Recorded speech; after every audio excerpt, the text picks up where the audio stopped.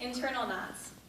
Stomach knots are common in individuals with anxiety disorders. Stress can cause pressure on the stomach, resulting in restlessness, fatigue, disruption of concentration, and trouble sleeping.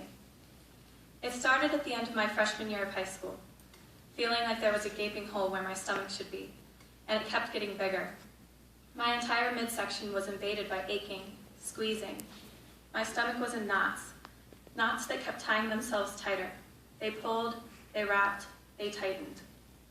My mom never taught me about those, the knots that aren't tied with laces, the ones that form when your role model is gunned down, your sister stops eating, or when your grandpa is diagnosed with cancer.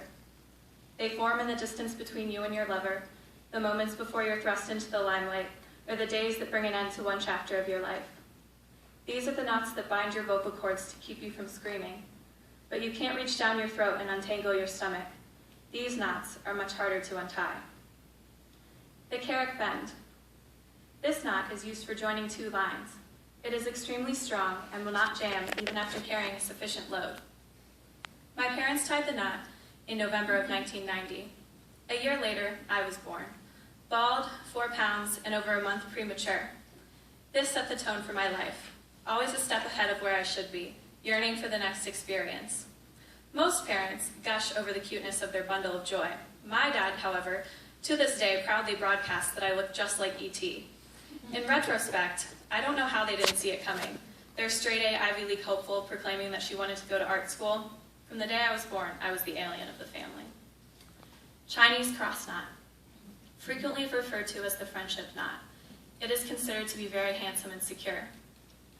I'm sitting at the long kitchen table with Mrs. Morphy. Sun streams in through the bay windows, warming my back. Mary is asleep in the next room over, where curtains have been drawn to block the light, and the only sound comes from the humming overhead fan. Across from me, Mrs. Morphy's fatigue-lined face rests in her hand. Thank you for coming this weekend, Emily. She hasn't been this much herself in a while. Of course, I wish I could have gotten here sooner.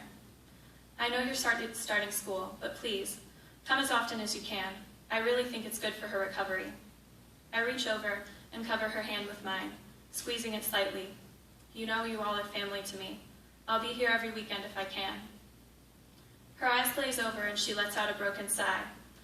You know, when we got there, the first thing I remember thinking was, what did she do to her hair?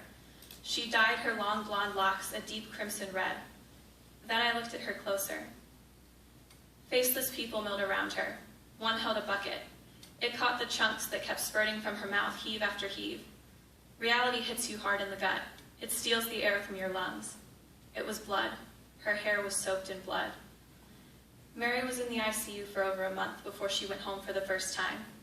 When she walked through the wreath-adorned door on Winter's Way, the first thing she did was obsess over the nappy knot in her hair. She dubbed it the monster dreadlock, having formed after weeks without a shower. The crossbar of the RV rolled over her head, crushing her skull and snapping her jaw in half. Her x-rays showed a mosaic of bone, the space between each shard caked with blood and brain fluid.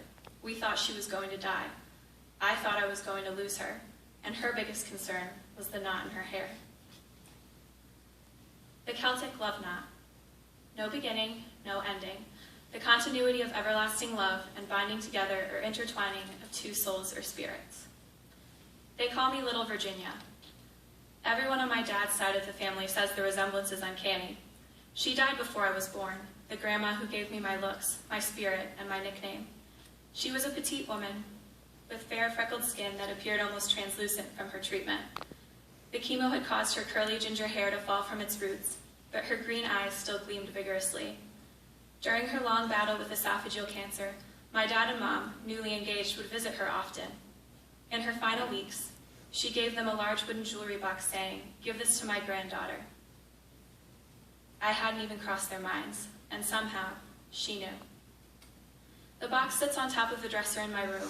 The delicate golden clasp has tarnished with age, and maroon velvet lines the inside, providing her small collection of jewelry a cushion to rest on. I've never worn any of it, except a single pair of earrings I found when I was 12. The studs of silver weaved to shape Celtic love knots, a symbol of my grandma's Irish roots. I was enamored by their design, and in turn, the country it came from. That's when I began to search. The 20 minutes a day I was allowed to tie up the phone line and use our painfully slow dial-up internet, I searched the world.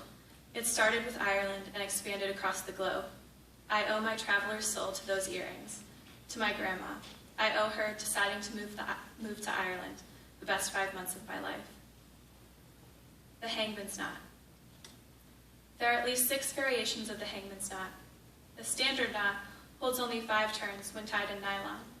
If tied in rope and used for its stated purpose, it takes 8 turns. Taylor found his dad blue-faced and cold, hanging from the rafters in their unfinished basement.